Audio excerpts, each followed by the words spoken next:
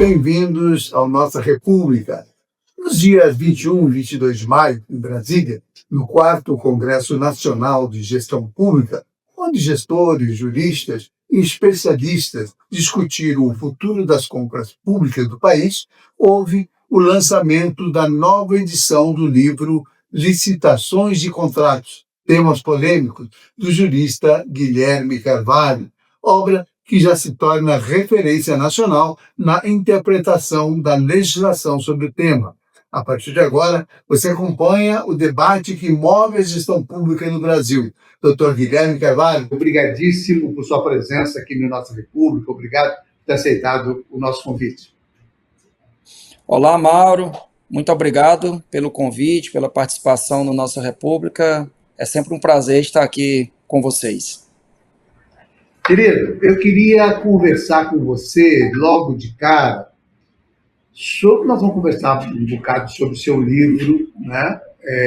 E eu queria saber o que motivou essa nova edição, agora ampliada, nessa discussão aí sobre a Lei 14.133. Mauro, tratar sobre contratação pública no Brasil é algo sempre instigante. A Lei 14.133, se me permite aqui um breve apanhado, ela completou agora no dia 1º de abril 5 anos. Então, eu fiz uma primeira edição desse livro em específico, embora eu tenha outros livros que também tratem sobre essa matéria, mas esse livro é uma reunião de artigos que eu tenho uma coluna permanente no Consultor Jurídico, que é o maior site do Brasil, talvez um dos maiores da América Latina. Ele é bem lido, bem visitado. E essa coluna eu reuni não os principais, todos os artigos que foram publicados desde o início da coluna, que foi em abril de 2021, quando a lei iniciou. Houve outra publicação em 2023, mas não tão completa quanto essa, tanto que o livro fala sobre edição revista e ampliada. Então nós contamos aí com 130 artigos tratando sobre diversos temas. Diversos temas relacionados a licitações e contratações, é isso, né, professor?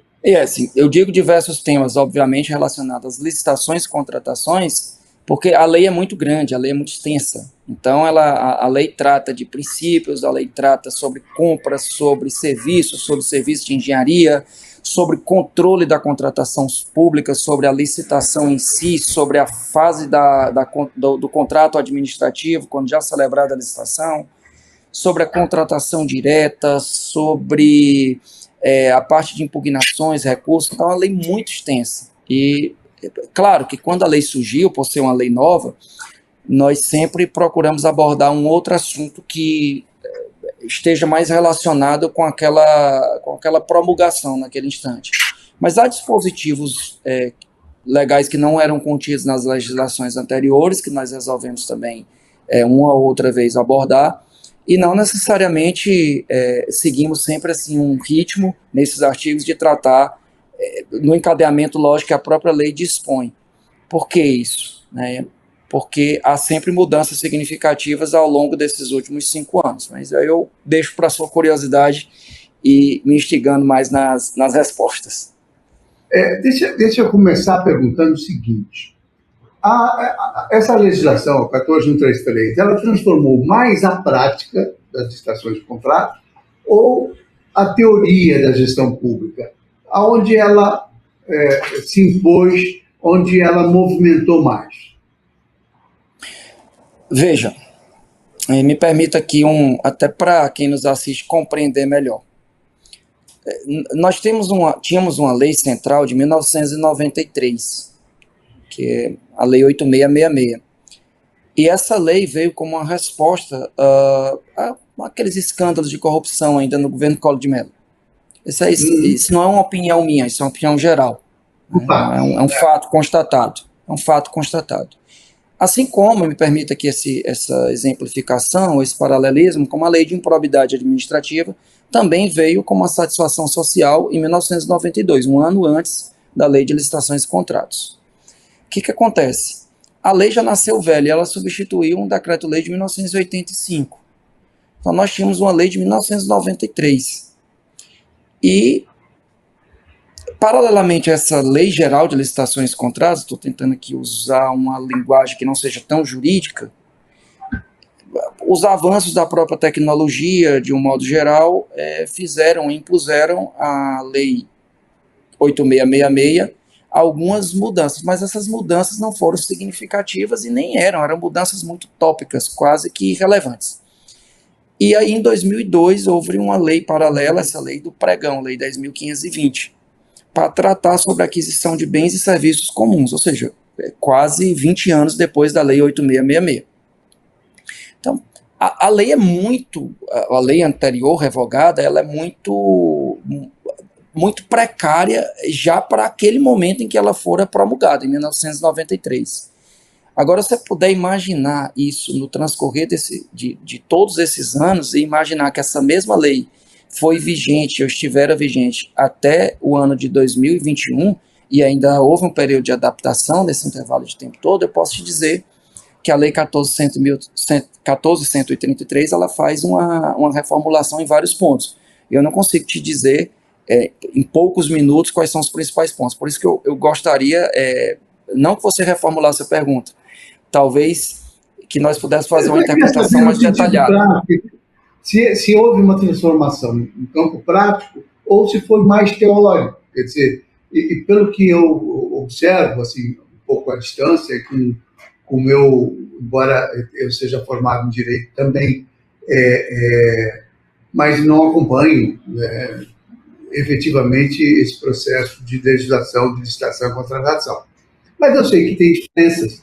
E o que a minha preocupação é assim, olha, tudo bem, teoricamente ela ficou melhor, porque assim, deu mais embasamento, mais isso, mas na prática ela mudou a licitação, ela mudou o sistema de contratação no Brasil, quer dizer, deu uma robustez melhor, deu mais transparência, mais clareza. É nesse sentido que é a pergunta, professor. Bem, eu vou te responder e te devolvo também para você ir complementando, para não ficar uma resposta tão longa, porque realmente ela é a sua pergunta ela é bem completa. A lei é mais teórica, sim, ela traz muitos princípios. No próprio artigo 5º, ela também traz, ela incorpora muitos julgados do Tribunal de Contas da União, que já eram julgados proferidos no sistema anterior. Então, ela traz essa menção a esses julgados. Vários dispositivos da Lei 14.133 são, na verdade, decisões anteriores do Tribunal de Contas da União. A lei ela é mais prática, mas ela continua pecando pela extensão. Então ela tem, eu te respondo essa sua primeira pergunta, quanto à questão teórica, ela tem uma classificação de 60 institutos. Ela diz o que é a administração, o que é administração pública, o que é termo de referência, o que é órgão. Ou seja, ela tem 60 incisos só de nomenclatura, explicando o que é cada coisa. O que é agente de contratação. Então, ela traz figuras novas, mas ela uma aula de direito no final das contas. Ela é muito teórica. Né? Se nós fôssemos pensar, por exemplo, vamos lá, para uma prova de OAB ou para uma prova de concurso público, o candidato ia ter mais dificuldade de interpretar tudo isso e saber... Deixa eu lhe perguntar uma outra situação que eu acho que é muito pertinente. O senhor observa, com a sua experiência, com a sua vivência acadêmica, com os seus estudos, com os seus artigos, com os seus ensinamentos sobre a legislação, o senhor consegue identificar assim, um equívoco ou um maior equívoco na interpretação dessa nova lei? Não da lei em si, mas na interpretação da legislação? A lei é nacional, porque a Constituição fala que compete à União legislar sobre normas gerais de licitação. Só que essas normas são acabam sendo impostas para todos os entes federados, aqueles que trabalham com contratação pública na administração direta, autárquica e fundacional. E aí, Mauro, eu finalizo com essa parte e te devolvo. O Brasil tem 5.570 municípios. Salvo engano, agora no Mato Grosso foi criado não sei se ficou 5.571. 142 aqui.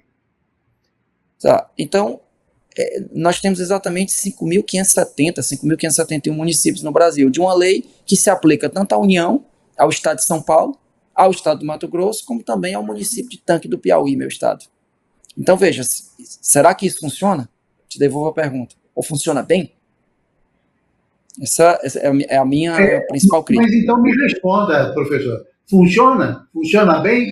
Ou precisava ser leis mais específicas para a União, para os estados, para o município, embora se utilizasse dos mesmos princípios?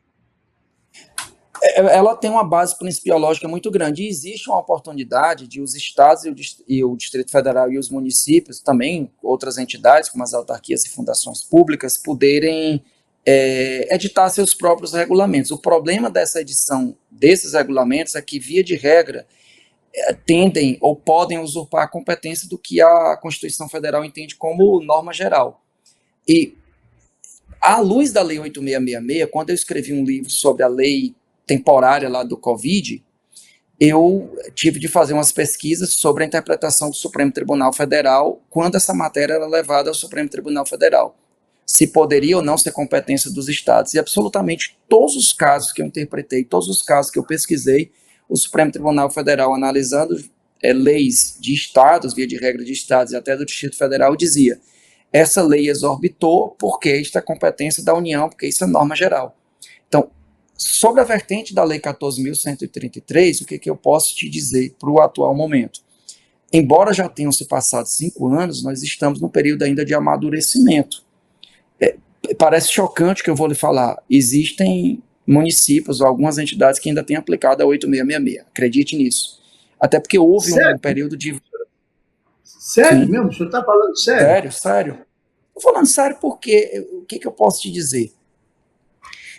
Eu não sei nem se eu faço a defesa do município ou não. Quando eu faço essas críticas, inclusive críticas sobre a organização funcional administrativa do Brasil, a primeira resposta que vem é sempre assim, de algum crítico às minhas críticas, perdoe aqui a tautologia. Mas esse município nem deveria existir. Isso tudo bem, mas existe. E eu não consigo extingui-lo de hoje para amanhã. Tá? Eu não consigo extingui-lo de hoje para amanhã. No Mato Grosso tem Araguainha, sei lá, 1.000 e poucos habitantes. Eu não consigo extingui-lo. Então a pergunta que eu faço é, será que esse mesmo município, estou tratando mais de um município que é a realidade onde as coisas realmente acontecem, será que esse município tem um quadro funcional para tratar sobre essa lei 14.133, assim como a União tem tratado? É só um questionamento importante. Exatamente isso. Se o gestor brasileiro, e aí vale para todos os gestores, todos os níveis, se ele está preparado para esse novo marco legal, tem 5 anos, mas, pelo visto, pelo que o senhor nos conta, ainda padece de aplicação em algumas situações, que tanto que usam a lei antiga. Esse uso, deixar claro aqui, da utilização da lei anterior é algo muito tópico, mas assim, nós nos surpreendemos às vezes com isso, tá? Porque são pessoas que nunca tiveram contato com a lei 14.133. Houve um período, até 2023, de 2 anos de adaptação, que era optativo esse sistema de transição. Agora, veja, será que o gestor se encontra adaptado? E aí essa palavra gestor é muito ampla, né? Você tem... O gestor em si, ele não conduz um processo licitatório. Quem conduz um processo licitatório são os agentes públicos. Aí nós passamos por outro problema. Via de regra, por que eu insisto nos municípios? Porque a estrutura dos estados, do Distrito Federal e da União são estruturas mais robustas. São estruturas com um quadro funcional, via de regra, mais qualificado e incorporado aos quadros da administração por pessoas aprovadas em concurso público. Via de regra. Né? Mas, o que não significa dizer que seja um atestado de qualidade total. Né? Isso aí nós entraríamos em outra discussão sobre reforma administrativa, que não é o caso aqui da sua pergunta. Mas os municípios têm, às vezes, quadros funcionais muito temporários, passageiros, nomeados por agentes públicos ou agentes políticos que ocupam temporariamente o poder durante aquele mandato legislativo. Então, embora haja um esforço para a melhoria da capacitação desses servidores, inclusive aí é um ponto interessante, a própria lei fala em capacitação constante dos servidores. A lei fala em algo que não é matéria legislativa para mim, não é matéria de ordem legal. Informar na lei que tem que capacitar servidores. Essa capacitação, mesmo no âmbito da lei 8666, ou da legislação anterior revogada, a lei do pregão, a lei do regime diferenciado de contratação, que foi uma lei que veio no âmbito dos Jogos Olímpicos, da Copa do Mundo, ainda lá em 2013, 2014, essa legislação anterior, ela sempre permitiu também o aprimoramento dos servidores. Não significa dizer que todos os servidores estejam agora adaptados à nova lei, que não sejam necessários novos cursos de aperfeiçoamento, de transformação, e até porque a jurisprudência muda, os julgados mudam, o Tribunal de Contas da União, os Tribunais de Contas dos Estados, eles mergulham nessa matéria diuturnamente. Mauro, eu gostaria de concentrar um ponto aqui que é muito importante. Eu não tenho esse dado preciso, eu até tinha antes, mas eu te digo que mais de 15% do produto interno bruto do Brasil está relacionado à contratação pública. É muito. Quando você vai... A gente pode falar um pouquinho disso logo no próximo bloco, eu preciso ir para o intervalo, mas a gente volta num instante só para conversar com você sobre essa situação específica, né? Dos números, dos dados, do volume de contratos existentes na área pública. Agora você acompanha comigo um vídeo do governo do estado mostrando um pouco do que foi feito ao longo dos últimos anos. Siga aí. O governo de Mato Grosso mostra que é capaz. Vai lá e fez, vai lá e faz. A educação estadual saltou da 22ª para a 8ª posição. O Estado tem proporcionado infraestrutura, segurança, tecnologia. É básico para a gente ter o que a gente almeja, que é a aprendizagem. E continue daqui para melhor.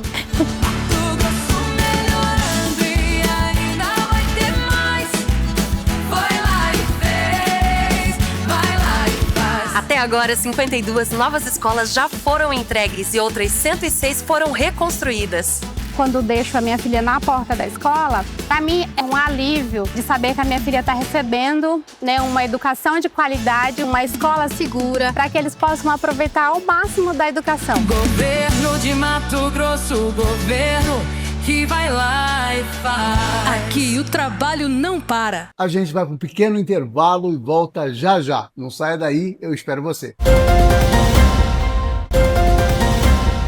Nossa República está de volta essa semana conversando com o Dr. Guilherme Carvalho, que é um especialista na área de licitações, de contratos, é professor, e ele lançou um livro sobre esse tema, que a gente está conversando sobre ele, que é um tema importante porque afeta. Quando a gente fala de gestão pública, as pessoas ficam meio assim, mas olha, mas isso é um assunto tão técnico. De fato é um assunto técnico, mas é um assunto importante, relevante, porque mexe com a alma do país, a alma dos municípios, da gestão pública, no sentido das finanças, da corrupção, de tudo. E eu queria, para a gente vir para o campo prático, né, falando das contratações, tem uma modalidade de contratação que está sempre em voga aqui nas páginas policiais, que é a tal da adesão à ata. Como uma forma de burlar o processo licitatório, de uma certa forma, né? Porque você se ampara numa licitação feita numa outra cidade, numa outra localidade, você adere àquela ata que foi objeto de uma licitação que você não realiza, né? Você, que eu digo, o seu município, o seu estado. Como é que você vê esse dispositivo e por que ele continua sendo objeto de corrupção? Mauro, veja, a adesão à ata do registro de preço, né, no sistema de registro de preço, não é uma modalidade de licitação. Né? Modalidade de licitação, concorrência, leilão, pregão.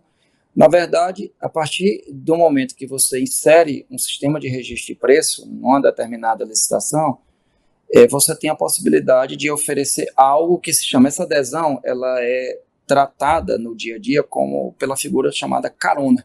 Esse é o termo pejorativo ou não utilizado. E quando esse problema não existe agora... Mas só para dizer, pega uma carona na licitação alheia, né? Existente, feita. É isso. Carona numa licitação feita. Então imagina que o Tribunal de Justiça, sei lá, um município de um determinado estado da federação faz uma licitação para contratação de bens e materiais para uma escola pública, bebedouro, televisão, carteira escolar, notebook, etc. E um outro município, menor, pequeno, esse é um caso típico, para não ter os custos de um processo licitatório, porque é custoso, realizar, celebrar edital, manusear o método de disputa, analisar recursos, possíveis impugnações, e ele vendo que aquilo dali é antieconômico, ele vai lá e sabe que no município maior, onde tem uma ata que não absorveu todo aquele quantitativo, ele pede para aquele município para aderir àquela ata, o município licitante, né? Município licitante. E aí ele adere àquela ata no intuito de economizar, ultrapassar uma fase do processo licitatório. Essa é a finalidade não é ruim. Inclusive eu tenho pareceres da minha época de procuradoria em que eu defendo isso. Inclusive também nesse livro consta artigo meu que eu defendo isso aí. Agora onde que está o desvio? O desvio está justamente em aderir a atas que foram superdimensionadas. Isso eu acho que a sua pergunta é por aí, é o ponto. Então, o município licitante, supostamente em conluio com a empresa que se sagra vencedora, superdimensiona uma ata para posteriormente vender, entre aspas, aquela ata de registro de preço, né? E vende aquela ata para outros órgãos ou outras entidades que a ela querem aderir. Então, na verdade, o sujeito, a empresa, se sagra vencedora em uma determinada licitação, onde o quantitativo esperado era realmente de, vamos colocar um número aqui, 100 itens. E, na verdade, a licitação é feita com um quantitativo de 500 itens. A própria administração que licita sabe que não precisa dos 500 itens, nem precisará. Mas ela licita com 500, permitindo que aquela empresa possa, posteriormente, comercializar, né, aqueles 400 itens no mercado como um todo. Então, essa é a pergunta. Agora, é o questionamento, mas a sua pergunta é, e se eu acabo com carona, eu resolvo o problema? Não, me permita aqui um exemplo jocoso, né? Eu não consigo acabar com todo parasita matando o hospedeiro. Não é matando o hospedeiro que eu acabo com o parasita. Então, não necessariamente eu vou ter a solução desse problema simplesmente porque eu acabei com a figura do carona. Mas isso é uma opinião minha, esse tema é muito controvertido.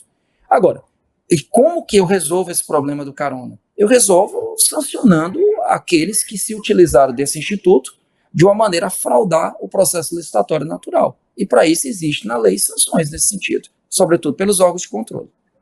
Deixa eu lhe explicar. Existem ainda algumas dúvidas, algumas possibilidades de burlar a legislação de leis contratuais. Por exemplo, no período da pandemia, muito se autorizou dispensa de licitação para aquisição de... Isso tem problema no Brasil inteiro e ainda hoje existem processos e investigações sendo feitas, né?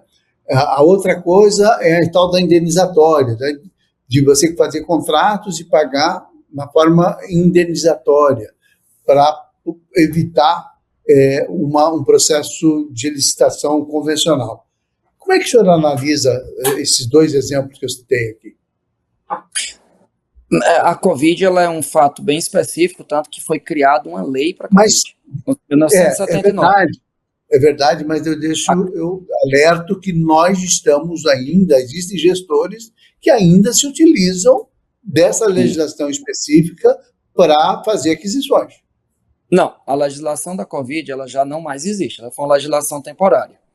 E aqui eu não estou fazendo, eu tenho um pouco de precaução quando eu falo sobre minhas opiniões, porque às vezes eu já escutei de dizerem, não, você é advogado, você está defendendo gestor. Não, é quase... Não tenho essa advocacia tão larga em defesa de gestores, não, muito ao contrário. Acontece que a lei da Covid, no artigo 4º dela, se não me engano, ela previa uma situação de emergência legal. Ela já dizia, existe emergência, eu não preciso comprovar a emergência, eu não preciso comprovar que a ponte caiu, eu tenho uma emergência criada aqui, uma emergência existente já. Né? Então ela previa aquilo e facultava e estimulava a compra e a aquisição. Vamos dar um exemplo claro aqui, que eram os respiradores. Né? A aquisição de respiradores, que é onde tem a maior parte dos problemas, insumos, etc., independentemente do processo licitatório. A lei da Covid, ela permitiu aquisição de bens usados, ela permitiu a aquisição com preços acima do preço de mercado, se é que ela dizia o que era preço do mercado. Ela permitiu contratar, flexibilização contra os requisitos de habilitação da empresa. Exemplo, a empresa tinha problemas fiscais, permitia contratar com empresa inidônea. Veja, isso foi o mais absurdo, porque a empresa inidônea é considerado crime. Então, a medida provisória, à época, tirou essa possibilidade, ou essa proibição de contratar com empresa inidônea e permitiu contratação com empresa inidônea. Claramente, os gestores públicos, ou boa parte deles, se valeu dessa brecha legal, e me permita aqui a expressão, aceleraram o passo.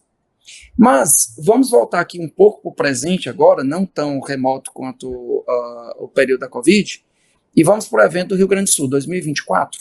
Vamos usar esse exemplo, são dois paralelos parecidos, né, para não dizer idênticos. Situações de emergência. Emergência natural. Emergência natural, eu vou fazer essa classificação que é feita pelos tribunais de contas. Existe a emergência criada, fabricada, e a emergência natural. Emergência natural decorrente de eventos naturais, chuvas, terremotos, que nós não temos aqui, etc. E a emergência criada é aquela que o gestor deixa a situação emergencial ser criada por falta de planejamento para permitir a contratação direta por dispensa. Tá? A contratação direta por dispensa, a legislação prevê várias hipóteses, mas a mais importante delas, obviamente, é essa contratação direta por emergência, como também aquela relacionada ao baixo valor, né, que são as contratações em torno de 50 mil e 100 mil reais. Mas a que pega mesmo é a emergência é a contratação direta que pega. Como também a contratação direta por inexigibilidade, que eu acho que você pode me perguntar aqui e eu explicar em outro ponto, que é shows artísticos. Aí vamos lá para essa, te deixo a oportunidade. Que está muito em voga o assunto. Nós vamos chegar. Depois dessa resposta, você pode falar sobre isso. Tá bom, então veja, a contratação direta por emergência, ela existiu, sempre vai existir e nunca vai poder se acabar. Então, o evento das calamidades no Rio Grande do Sul foi assim. O que o governo faz? É dito uma medida provisória, presumindo que aquela determinada situação ali, específica no Rio Grande do Sul, é de calamidade pública. Quando a legislação, seja por lei, seja por medida provisória, diz o seguinte, esse estado é de calamidade pública, a contratação direta por emergência está plenamente autorizada, sem a necessidade de eu ter de provar que aquela emergência existe. Porque a emergência está dita na própria lei, em todo o território do Rio Grande do Sul. E isso abriu espaço para muita coisa. Tá? Mas a contratação emergencial sempre foi um problema e sempre tenderá a ser. Por quê? Porque as emergências existem. E eu não posso deixar que o serviço público paralise. Posso te dar mais um exemplo de emergência que eu acho que é bem curioso para todas as cidades, sobretudo? Lixo urbano. Você consegue imaginar algumas cidades sem um recolhimento de lixo durante 5 dias? Tem condição disso acontecer? Não. Então, se uma licitação é frustrada, se uma licitação é deserta, se uma licitação não se efetivou por uma determinada maneira, você consegue entender que o gestor público, a administração pública, é obrigada a contratar por emergência? Aí vem os órgãos de controle depois e dizem, olha, mas essa emergência foi fabricada, não é natural, porque houve falta de planejamento, etc. Uma empresa impugna a outra. Então, quando você olha a licitação de serviços de limpeza e lixo urbano, por exemplo, é muito comum contratar contratos decorrentes de contratações emergenciais. Não sei se eu te respondi a saciedade. Sim, sem dúvida. Só para a gente resgatar a questão da nova lei, da 14133, onde essa lei mais expõe o gestor, na sua avaliação, ao risco de responsabilização? Tem uma música do Fagner, me perdoa, que é uma entrevista leve, né? Vamos lá. É um papo, uma conversa. É engenheiro de obra pronta, né? O órgão de controle externo, eu com todo respeito aos colegas, com quem eu palestro, com quem divido atividades acadêmicas, mas a atividade do controle externo é muito mais fácil. Por quê? Porque ele chega depois dizendo que deveria ter sido feito, né?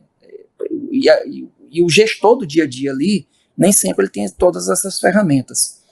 O gestor está exposto por palavras vagas na lei. Tem muita vagueza, tem muitas expressões abstratas. Posso te dizer um aqui? Ele diz assim, em compras, concentre sempre que possível para ganhar na economia de escala, mas cuidado para não concentrar demais, tá? E não criar um parcelamento impedindo a ampla competitividade. Ora, se tu vais comprar 100 computadores, é diferente de tu comprar 10. Quando tu compra 100, a economia de escala tu vai ganhar. Só que nem todo fornecedor tem 100 computadores. Nem todo fornecedor tem 1000 computadores. Nem todo fornecedor tem 10 mil computadores. Então você vai limitando o número de participantes. mas você diminui o preço. Então você fica numa dúvida se você parcela e aumenta a competitividade e onera o preço da administração, ou se você concentra, cai 1 ou 2 licitantes, mas você consegue atingir a economicidade, ou seja, diminuir os custos da administração na aquisição daquele produto. Então o gestor está sempre nesse risco. E ele pode se valer do jurídico, isso é um dos temas que eu mais trato, sobre o órgão de assessoramento jurídico. Inclusive eu tenho um livro sobre isso, não sei se você me permitir aqui, eu estou até com ele aqui perto de mim, na minha frente. Se eu puder aqui ler. Esse é um livro que saiu no final do ano passado. Você acompanha, olha que bacana.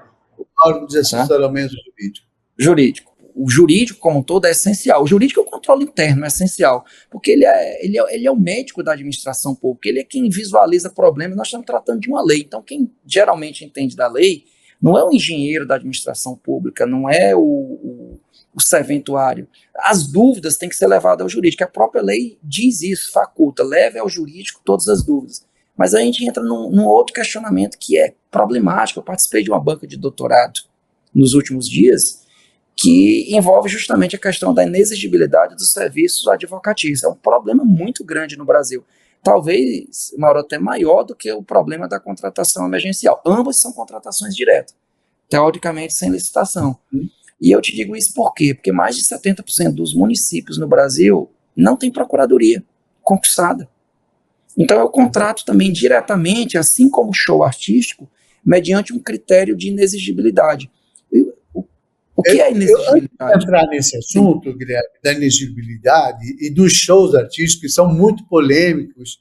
Existe uma reação, às vezes, negativa sobre essas contratações, e principalmente em municípios pequenos, e eu queria falar sobre isso. Eu vou precisar ir para um outro intervalo e a gente já volta a partir dessa questão dos shows artísticos e desse tipo de contratação. Tá? Agora você acompanha comigo um vídeo do governo do estado. Veja aí. Chegou o tempo seco e começam as queimadas. E você já sabe o que não pode fazer. Está proibido a queima no nosso estado. No campo e na cidade, provocar incêndio é crime. Estamos preparados, com viaturas, equipamentos e monitoramento por satélite em tempo real. Quem desrespeitar o período proibitivo será localizado e penalizado. Os incêndios prejudicam o meio ambiente e toda a população. Aqui em Mato Grosso não tem desculpa. Provocar incêndio é crime. Denuncie! Ligue 193. Governo de Mato Grosso. Nós vamos para um pequeno intervalo. Voltamos num instante só. Aguardo você. Nossa República está de volta esta semana conversando com o professor, doutor Guilherme Carvalho. Guilherme, a gente falava sobre essa questão das licitações, dos contratos públicos, e há um tema muito interessante que é a questão dos shows que são promovidos pelos municípios, geralmente em aniversários da cidade, festividades, etc., e que, em grande parte, são feitos sem licitação, né? Até porque cada artista é uma figura única, né? Então acaba, de alguma maneira, respaldando essa ideia de que não se pode licitar. É verdadeira essa afirmação? E falo mais, quer dizer, além do município, você tem muito show contratado com emenda parlamentar de deputados estaduais que fazem a base política em determinados municípios. Esse caldo, que é muito polêmico, como é que o senhor enxerga isso? Existe ilegalidade nisso? Existe risco nisso para a gestão pública?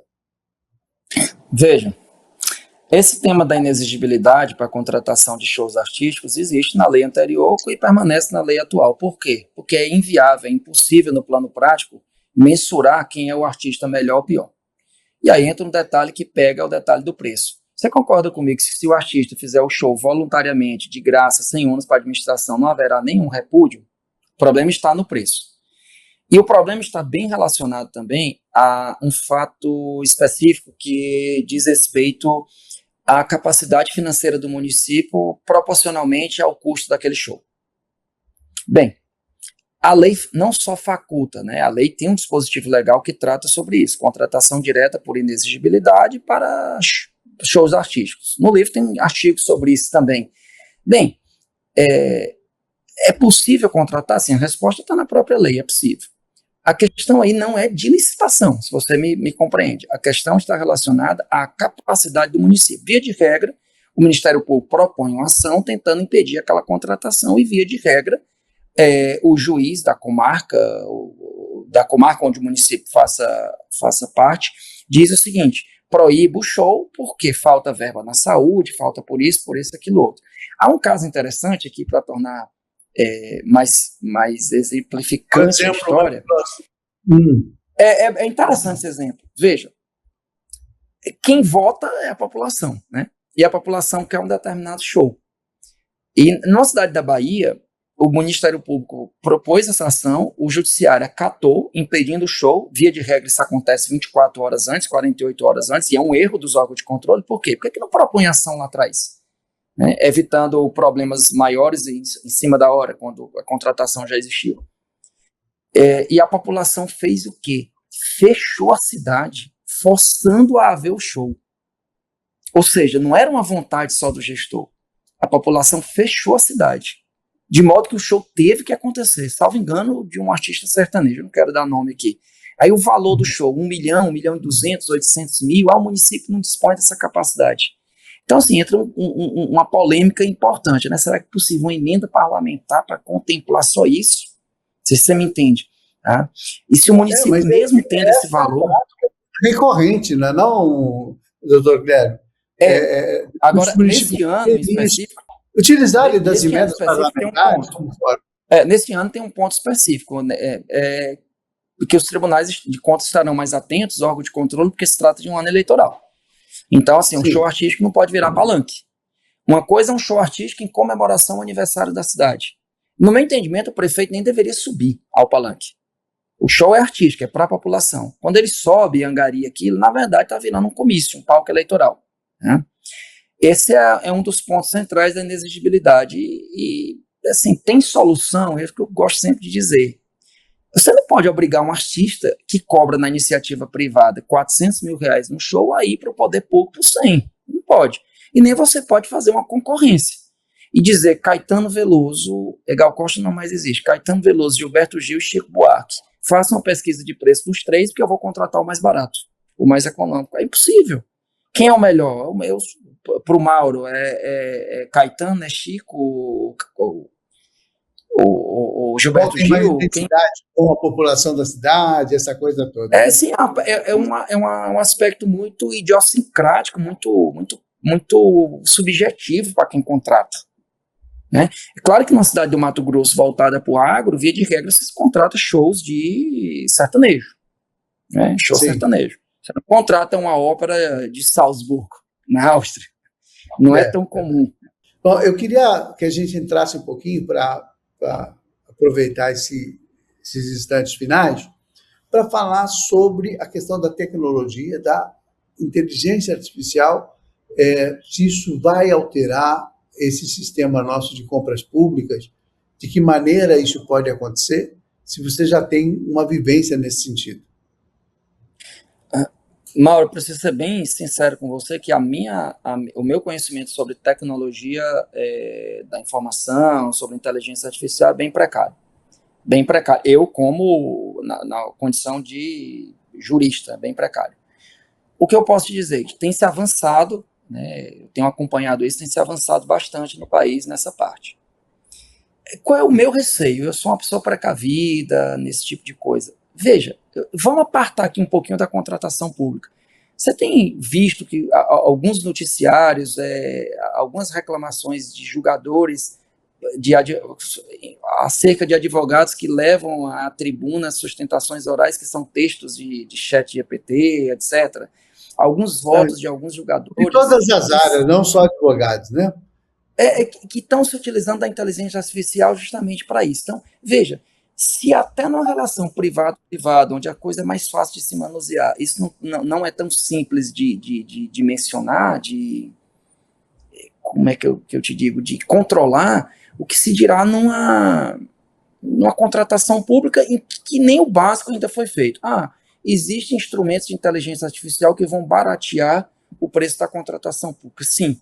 Mas como controlar isso? Essa é a minha preocupação. Existem boas ferramentas, ao que me explicaram, são boas ferramentas de pesquisa de preço, por exemplo, para atingir um preço mais próximo ao preço de mercado, tudo. Mas daí a colocar robô, me permita aqui a minha ignorância, para avaliar critério de disputa, eu já acho assim, ser um dedo humano fica um pouco complicado. Sou mais precavido com isso, né? Posso estar um pouco antiquado. Quando você fala que analisa, como você atua nessa área, escreve sobre isso, você já chegou a alguma conclusão, Guilherme, da necessidade de que esse setor de licitação e compra nos municípios, nos estados, assim como na União, no Distrito Federal, deveriam ser mais profissionalizados, mas principalmente nos municípios, como se fossem funcionários de carreira treinados e qualificados para atuarem especificamente nas licitações, nas compras e nos contratos? A lei fala disso, inclusive, que tem que ser servidor de carreira. Quando você, por exemplo, vai julgar um recurso em licitação, você tem que ser julgado por alguém que tem alguém de carreira. Quando você vai, qualquer manuseio de qualquer ato que você faça dentro do processo licitatório, aquilo, via de regra, é preferencialmente praticado por servidor de carreira. Aí eu volto ao problema, mas e onde eu não tenho servidor de carreira? Isso é uma exceção. Não, o problema é que isso é regra. O problema é que se pensa muito no Brasil como Brasília e não como o resto do país. Mas não é só isso também, né, professor? Porque, veja bem, não basta ser o servidor de carreira. Você pode ser servidor de carreira e não ter a menor intimidade com a legislação de licitação, de contratação, não ter conhecimento, não ter sido qualificado para isso, para interpretar, obedecer às regras, não é? E não tem estímulo. Me diga uma coisa, o que você ganha sendo fiscal de um contrato de obra pública? Problema, veja, com certeza. Problema, com certeza. O problema é porque você vai responder no algo de controle. O sujeito poderia ser remunerado por aquilo, muito melhor remunerado. Mas não, a legislação diz, olha, o servidor público não pode se negar a fazer determinada atividade. E que afeição ele tem com aquela atividade de fiscalizar, por exemplo, obra de alta performance, obra de engenharia, milímetros de asfalto, manilhamento, etc. E veja o exemplo que você usou anteriormente, como é que eu consigo fiscalizar se um sistema de inteligência artificial foi bem adaptado na contratação pública? É muito complicado, que os servidores têm que estar capacitados, que deveria ter um quadro para isso, sim. E qual é a solução para municípios que não têm sequer servidores efetivos, ou que não têm até verba para contratar esses servidores efetivos? Porque não existe quadro disponível para aquilo. Talvez possa ser consórcios públicos, é bem comum aí no Mato Grosso, em São Paulo, em que mais de um município se une, né, uma união de interesses municipais, para que possa haver um quadro permanente justamente para tratar sobre esse aspecto específico e ter um número de servidores que possa auxiliar na contratação pública voltada a atingir os objetivos da lei de forma mais clara, sobretudo a economicidade e a prática eficiente desses atos que são realizados no curso de um processo licitatório. Doutor Guilherme, a gente está chegando no finalzinho do nosso papo, nosso tempo se esgotou, mas eu queria... o senhor participou, agora, nessa semana que passou, do 4º Congresso Nacional de Gestão Pública. O senhor lançou esse seu livro, aí, que o senhor sobre o qual nós estamos conversando, que é essa coletânea de artigos importantes lá do Conjur, que se transformou num livro, e que com certeza vai ser uma referência para estudantes, para advogados, para as pessoas que atuam, para gestores públicos, né? E eu queria saber o seguinte, qual que é a sua avaliação, não só de um evento dessa natureza, de discutir gestão pública e ferramentas de gestão pública e da própria legislação, né, sobre gestão pública, e como é que o senhor avalia o resultado disso, sob o ponto de vista daqueles que atuam nessa área, que são, como o senhor disse, alguns são obrigados, né, não podem recusar serem fiscais de contrato, enfim. Como é que o senhor avalia eventos dessa natureza e a importância de uma literatura jurídica com esse peso que tem aí o seu livro sobre contratos e licitações e contratos? Primeiramente, quero te dizer que há livros muito melhores. Não é uma coletânea de artigos, é algo simples. Há muita doutrina. Mas veja, A modéstia é uma característica também, né, professor? Já percebi isso. O senhor é uma referência nessa área, tem sido citado por diversos autores, o senhor está sempre presente nos grandes eventos jurídicos. Enfim, já é uma personalidade importante, não é só um professor, não é só um jurista, né? O senhor já é uma referência. O que eu acho, muito obrigado aí pela sua deferência, mas o que eu acho em seminários como esse que aconteceu sobre gestão pública, o ponto mais importante, né, esse último seminário que eu participei, é porque agrega diferentes pontos de vista. Existem pessoas de controle externo, existem pessoas que são de dentro da administração pública, secretários, prefeitos, e que conseguem revelar naquele momento do seminário seus pontos, suas opiniões, seus apertos. E não apenas, é diferente você ir a um determinado seminário em que haja só agentes de controle externo, ministros, conselheiros de tribunal de contas, desembargadores, promotores, e assim por diante. Por quê? Porque quando eu ouço o prefeito, quando eu ouço um secretário, eu vou interpretar melhor a angústia daquele prefeito, daquele secretário, daquele agente público que realmente está tratando com o problema no dia a dia. Isso é importante por quê? Porque quem está debatendo com aquele prefeito, na ocasião de um seminário como esse, seja ele um conselheiro de tribunal de contas, seja um ministro do Tribunal de Contas da União, seja um promotor de justiça e assim por diante, ele está conseguindo escutar e refletir melhor sobre um problema que a ele é levado apenas sobre um aspecto e que com aquela menção que é feita anteriormente, ele diz, não, aqui nós temos de refletir melhor sobre isso. E por que os seminários são importantes, os cursos profissionalizantes também são muito importantes? Porque sempre estão permitindo a participação dessas pessoas com os problemas práticos do dia a dia. É diferente de apenas ler um livro, né? Um livro indica, é um guia, né? É algo que você promove o seu conhecimento, a sua vivência, mas sem a expertise de tratar o problema prático. Esse problema prático ele é trazido justamente num evento, via de regra, presencial, embora, né, com a participação ali, com o toque humano, em que as pessoas percebem, trazem suas particularidades, seus exemplos, o que foi mais importante, o que é mais tratado. Esses são os aspectos mais relevantes que eu vejo nesses seminários de capacitação. Eu não sei nem se, infelizmente, posso dizer, mas deveriam acontecer com mais frequência, né, nas suas mais variadas dimensões. Seminários maiores, como também cursos de capacitações dentro das municipalidades, de cada órgão e entidade contratante. Essa é a visão que eu sempre tenho. Não adianta eu lançar um livro, não adianta você fazer uma entrevista comigo, porque é unilateral. O importante são esses eventos em que há troca de conhecimento, troca de experiências. Esse, para mim, é o ponto que deve sempre acontecer com a periodicidade, digamos que bem rotineira. Então, Guilherme, eu agradeço muitíssimo a sua entrevista, esse papo esclarecedor. Parabéns pelo livro, quem tiver interesse. O livro é Licitações de Contratos, Termos Polêmicos, do jurista Guilherme Carvalho. Foi lançado pela ABFP, né, pela editora ABFP, nesse Congresso Nacional de Gestão Pública, com participação de gente importantíssima nessa área. E eu quero te dar os parabéns pelo livro, agradecer pela entrevista e colocar que o Nossa República é sempre à disposição, porque a gente fala de temas, às vezes, parecem muito técnicos, muito acadêmicos, mas tem muita coisa que diz respeito ao dia a dia das pessoas. Doutor Guilherme, brigadíssimo mais uma vez.